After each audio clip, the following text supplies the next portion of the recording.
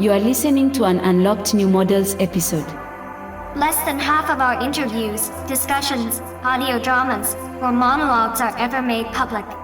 To access all of our content, or to join the discussions in our Discord server, visit patreon.com/newmodels or newmodels.substack.com.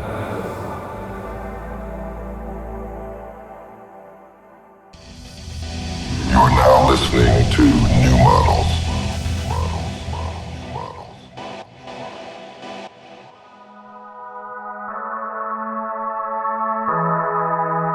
Welcome to New Models. On this episode, we're joined by London-based cultural theorist Alex Quicho, who helps us explore a question that's come up repeatedly on this podcast. What is it about the figure of the girl that makes it such a successful subjectivity online? Building on the ideas of Tiqqun's 1999 anti-neoliberal treatise, Preliminary Materials for a Theory of the Young Girl, Andrea Long-Chu's Females, and Bogna Konior's work on the girl and the inhuman vis-a-vis the machinic, Quicho has developed some answers into a concept she calls the Girlstack, which, to borrow her words, models the ultrasmooth, cybergothic, and angelic dimensions of the girl's natural habitat. In Berlin to give a lecture on girlification at Cream Cake's 3HD Festival, Quicho stopped by our studio to tell us more. One note, to be clear, we're speaking here of not actual girls or the experience of lived girlhood, but a socially constructed ideation of the young girl. Young girl is a vehicle for selling a product. Young girl is a tool for manipulating entrenched power. Young girl is living currency. Young girl is desiring machine. I'm Lil Internet, joined by my co-host Carly Busta. Our guest is theorist Alex Quicho. Let's get into it.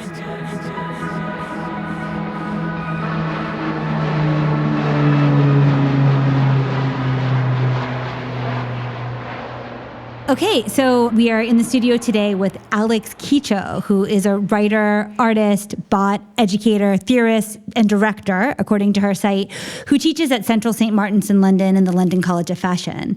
She is the author of Small Gods, which was published by Zone in 2021, and has bylines in publications such as Wire, Vogue, Vice, New Inquiry, Book Forum, Real Life, and others. She's in Berlin this week for Cream Cake's 3HD Festival, where she just presented last night. First of all, Alex, welcome to New Models. Thank you for making the time to stop by. Thanks for having me. And so what did you present on yesterday, actually? Tell us. I presented the Girlstack. It's like a proposition, a model for post-platform survival that uses the cybergothic, angelic, and ultrasmooth as ways of thinking our ways out of like a trap. Okay, well, this is going to be really interesting to unpack. We'll ask you to tell us a bit more of this. Julian, I know you had an opening question.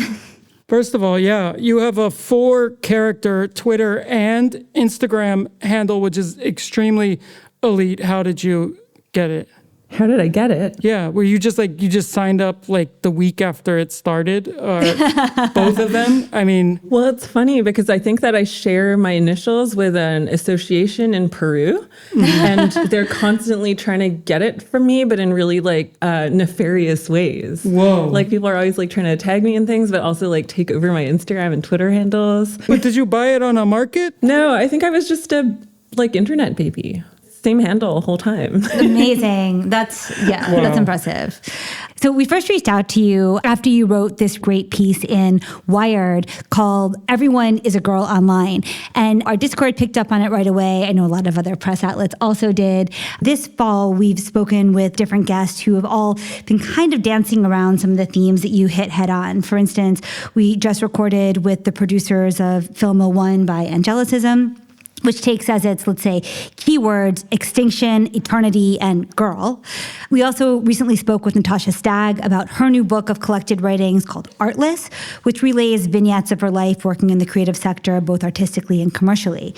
And the point has come up often on our podcast that female-coded subjects appear in high volume online because they are more mediagenic and therefore attentionally successful, whether miladies avatars and anime figures or TikTok stars and other mass influencers. In your essay for Wired, you put forward a very useful framework for why. Listeners to New Models will largely already be familiar with Tiqqun's theory of the young girl. which positions the figure of the young girl as a metaphor for a way of existing under neoliberal capitalism. As they say, and you quote, a technique of the self in a time of entrepreneurial selfhood, where one operates as living currency, money vivant. But Tiqqun penned that theory in the late 90s, well before we'd seen the young girlification of everything play out via Web 2 and Web 3 and whatever form of the digital is emergent now. But revisiting this category of girl, you show it to be a default subjectivity of the techno-determinist online space, and even an egregore of sort, a mode that doesn't just exist in the collective psyche, but seems to direct it, organize it, to be a key pillar to the way culture operates now. I know you've now done a lot of press in relation to this piece, and I imagine it's also the basis of your Girlstack program, but I wonder if you'd be willing to reprise your basic thesis for us so listeners can have it in mind during our conversation. Yeah, totally. Thank you for such a generous reading of it, first of all.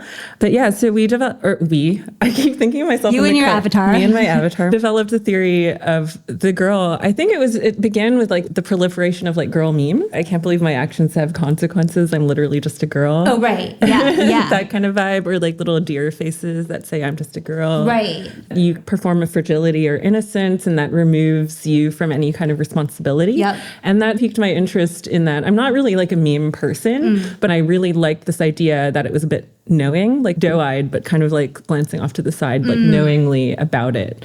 I've always been really dissatisfied about narratives of like girlishness as a kind of default victimhood or like passivity and helplessness. I've never perceived girlhood as that, but I always felt that that was where the power of it lay. I mean, as experience of a girl probably matches that too, where like you know that you're being perceived by society in a certain way, and at a certain point when you become conscious of that, you're able to flex that a little bit. Exactly. And start to flex that in a way where you're finding out where the most resistance is and where the most pliability is. Totally. And that's like the intelligence of girlness that I found to be also integral to manipulating the platform. And so the theory of the girl takes 3 categories of subjectivity.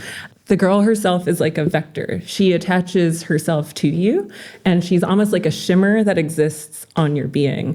And I think a lot of hatred of the girl recently has also been around like, why are grown women performing girlishness, or like, what is the power of identifying as a girl when you have exited girlhood, supposedly, but then understanding as well that like signifiers of youth and girlhood are totally constructed. They're not attached to biology, obviously. Right, yeah. So what it means to perpetuate that or like use that to a certain effect.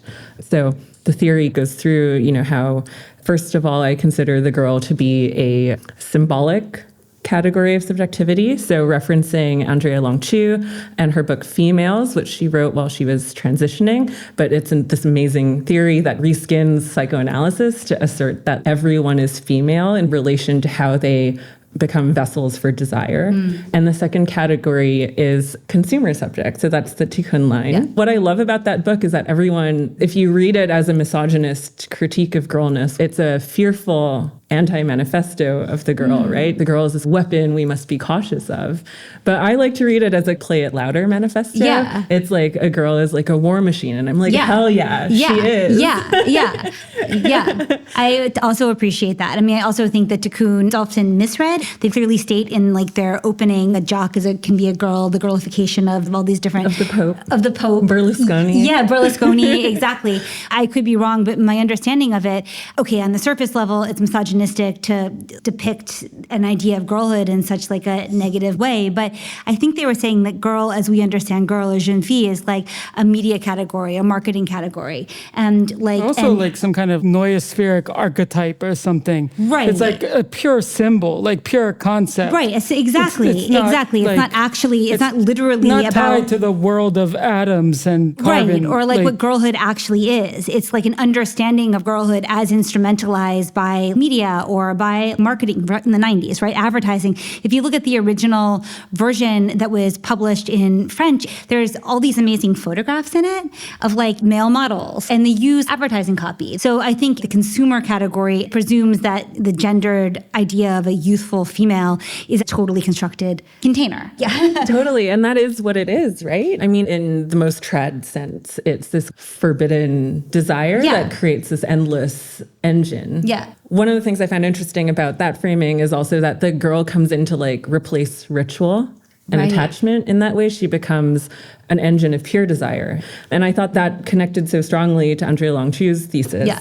Thinking about the power of everyone being rendered female, but also desiring an unattainable girlishness. And I think that what was important to me was thinking about architectures of these platforms as like ad tech, and how the 90s young girl thesis was tethered to advertising, Yeah. so that the ad tech model intensifies the problems and powers of advertising and embeds it in a surveillance structure. Yeah. And that all the ways that attention is directed, extracted, and monetized is inextricable from living as girl. For sure. And so then there's also a third sector. So yeah, the third point here about the inhuman, I have a lot of gratitude to Bogna Konior. I developed these ideas with her, or this final idea, because I know she was doing a lot of research into the inhumanness of girlness. In our conversation, Bogna asserted to think about the girl as a machinic or inhuman, in fact, is not as derogatory or objectifying as one might think. Actually, to be closer to the machine is to also be closer to a type of collective or superintelligence. To me, I have some interest in understanding the inhuman as a category that is always generative and productive from a decolonial angle or whatever, like who has been excluded from the human category anyway, and how is it useful to think about the inhuman as ways of reconstructing humanity. Interesting. Thinking about how you would actually accelerate into the inhumanity of the girl subject and to accept her as a shimmer, as a parasite, as a mecca you climb into, to then negotiate the platform as a gothic environment that is always watching. So the girl is essentially the decoy that you can then pilot to navigate this constant watching. That's so good. I love that. Also, to clarify, because I had this issue on a previous podcast, I also used the metaphor of mecha for something, but it's like MECHA in like anime, like the robot suit Right. Oh, you right. wear, but it's like Not it the always place gets- in Saudi Arabia. Right, and it seems confusing. I feel like trying to make a religious metaphor or something, but no, the Japanese robot suit, Yeah. Yeah. mecha with an H. Yeah. Unless your religion is Evangelion. Which would apply to some listeners. We're all Evangelion Christians here. That's so. true. That's true. But I mean, of course, in some ways, this trope goes back a long time. You think of Metropolis, you think of the figure of the woman and the machine and the monster. And this is like something that is longstanding. But this idea of being able to pilot it, this avatar that you're able to manipulate and send forth into this machinic environment. Like if the world is organized by this machine logic, here is your subject, which maybe is interesting because, when Tiqqun was writing Theory of a Young Girl, Hart and Negri were publishing Empire around this time. It was this like peak neoliberalism, fear about the individuation of the consumer subject, the alienation, the breakdown of community, etc. But in the past, I would say 5 or 6 years, since people started getting really like sus of Web 2 and started receding into dark forest or cozy web spaces or whatever. And also due to COVID. And due to COVID and due to the affordances of like Web3 structures or discords that were related to those, you see like squads and crews and gangs and quote, quote, communities. I mean, Swarms, hives. Swarms, hives, exactly. And you write also about swarms, of course. And so speaking about this figure of the girl as this machine suit, how do you see that as relating to this changed subject? It's no longer just an individual. It is like a community.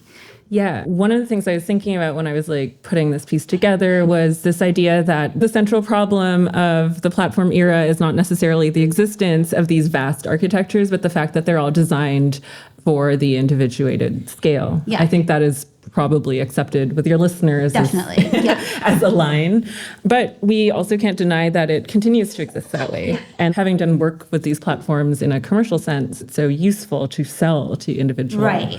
tastes. And the individual, not as you as like a cute, unique being, Right. like individual as like as an assemblage of market categories. Yeah, right. Like, when you like go on Instagram and like check how are the ads targeting you, Yeah. and it's like female 18 to 29, like resides in greater London area. Yeah, and, like, definitely. That's you as an individual. Right. So about the girl as swarm, you guys have really covered in your show a lot the pseudonymous culture and this like desire for anonymity.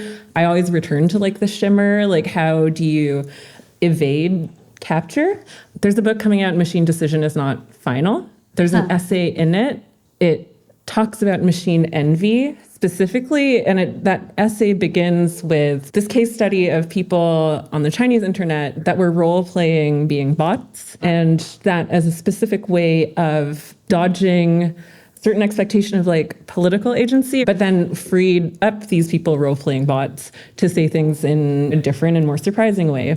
The behavior we've seen kind of adopted with the Remilia BRG crew, where there's now like a swarm voice. People like to role play the egregore, being like, I'm speaking in the voice of all of the girls. Right. And the desire to like remove individual authorship in those circles seemed like a logical evolution of where do you go after behavioral surplus. Right.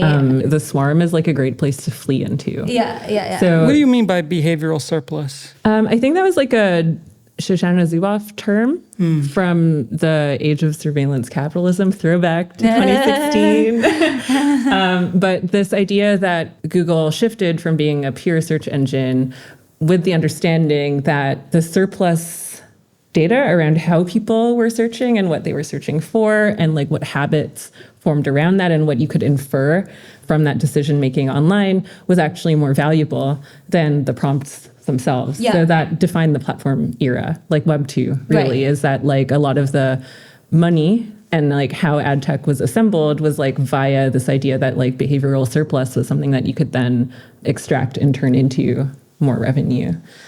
And that was the basis for like all of our legacy social media platforms. Yeah. I mean, I think it's also the basis for why political movements, as they played out on these platforms, became such a mess. You know, I mean, they also can't escape a game model. Like everything becomes reduced to games. Everything, like all of the positions or slogans or statements become technical images. The text gets mediated and they're just used as weapons or actions in the game space. I wonder if you had tried to trace the history of the young girl avatar online. I mean, a lot of these dynamics of swarm behavior and not being your real self, I mean, I just remember it as being a structure that 4chan leveraged to be the most powerful force online for many years, actually. But I wonder, if you actually looked into the specific history or timeline of the young girl online. I wish I did, because the number one hater comment I've been getting is that I am a Zoomer rewriting internet history, to which I will say thank you. But specific timelines, no.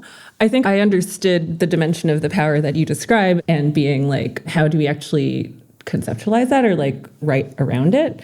Things make sense to me because I like grew up in that peak 4chan time and also the 2015 fucked up time where everyone in politics was like anime avatars are like the most dangerous forces President on the internet. Frogs.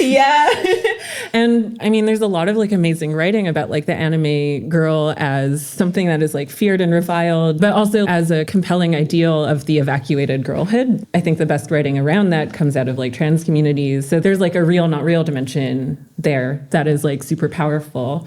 But for some reason, it's like an anime girl who's like completely two-dimensional. And like to want to occupy her has its own force and like compellingness behind it that supersedes the way that a company might think about, you know, we have to make sure our avatars accurately represent humanity, or like our video game library has to have the most like accurate like skin and hair textures so everyone feels represented. And then you're like, what if everyone just wants to look as fucked up as possible? Yeah, right. I mean, I'm sure there's really interesting trans discourse around it, but like it's true that like this like destination gender of woman, it ends up having a particular like look to it in a way often. I mean, I know that doesn't go for everybody, but there's a category of women that functions as egregore that is somehow related to that discourse. Yeah, and it reminds me of, I know you guys like think about like midness a lot and how like AI is like a mid machine.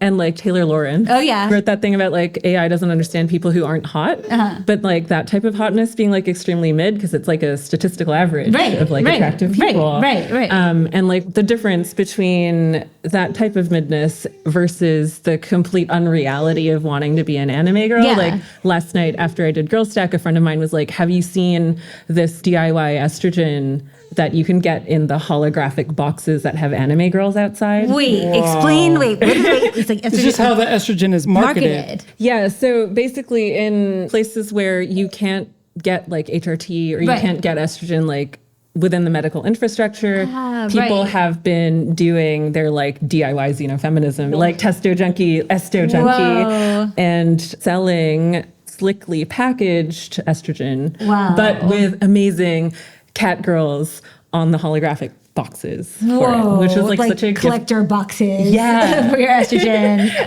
Which I think really like represents the difference between the representation of the mid-commercial, attractive, AI digested woman egregore versus the like terrifying specter of the anime girl online. And I think that there's a split there. Right. In terms of like who wants to embody what and which one is attached to like a false exclusionary natural femininity. Right. And especially with like facial feminization surgery or whatnot, and like you could think of a feminist critique, but like that's not the point. The point is to become like a hyper emanation of femininity. Yeah, hyper emanation is such a good word for it. I mean, there's also a book published by NYU Press in August of this year by Avery Dame Griff, The Two Revolutions, A History of the Transgender Internet.